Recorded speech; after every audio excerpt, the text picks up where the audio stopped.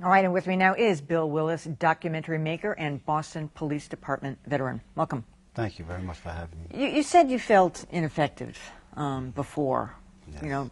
Patrol officer, going to the neighborhoods. Has this changed that?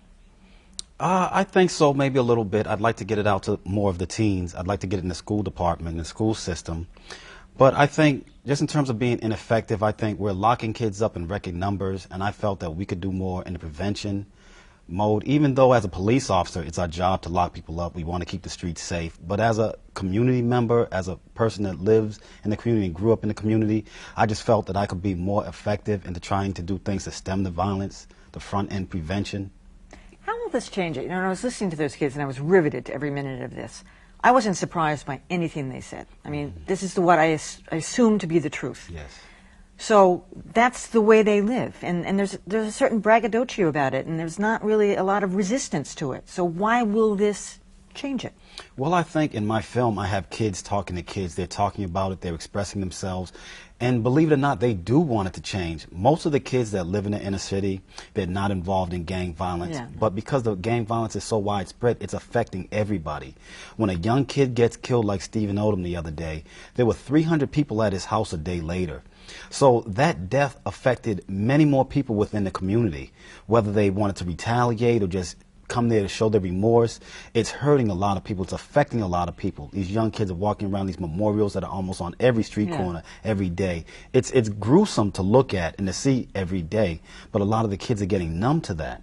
That also struck me. I mean, 'cause we've done stories about this before, but the sort of juvenile, almost innocence of those memorials are all made out of teddy bears, and yet these guys were, a lot of them were thugs themselves, not Stephen Odom, but, these are thugs, gang members, and they got these teddy bear memorials. Some of them were, some of them weren't, but they're still loved. And that's the part that I think we miss. These kids could have been somebody. How do we know that that kid whose life was destroyed would not be the person who invents the cure for AIDS or for breast cancer or something like that? We don't know that, because when people are young kids, they don't know if they're going to be president of the United States or things like that. We all take different paths.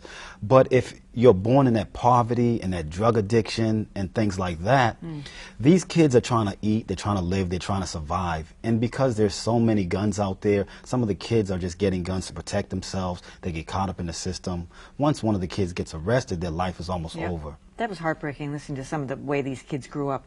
You also interviewed Tina Sherry, who has that foundation in honor of the son she lost to senseless violence. And, Yes. she said that she didn't think this was going to stop until men cry. I thought that was a really interesting point. It's always the women you see out in the streets. Sometimes it's the younger boys and men, but you don't see a neighborhood of fathers, of men, out there, protesting this. Well, just in my outreach and the types of things I've going into the prisons, I've witnessed or responded to over 100 homicides in my 21-year career. So I see a lot of the men in the community incarcerated. Sure. A lot of the men in the community don't have good jobs. So when you see that, how does a man that doesn't have a good job support a family or come out and tell street kids how they should be living their lives? A lot of these street kids are raising themselves. They're learning how to be men through guys that are in the street that are not doing the right thing. People, prominent men in the community, they're home, they're taking care of their wives, their children, they're doing fix-up on their house or their cars or things like that. They're not necessarily out in the street. And the young kids don't necessarily see somebody like me as the picture of success. Success to them is somebody that's out in the street with the jewelry, with the rings on, with a nice car, things like that. I don't drive a nice car. I have a very modest home. So they don't see that as a picture of success. And in our community, the middle class, upper class, and poor blacks all live in the same community.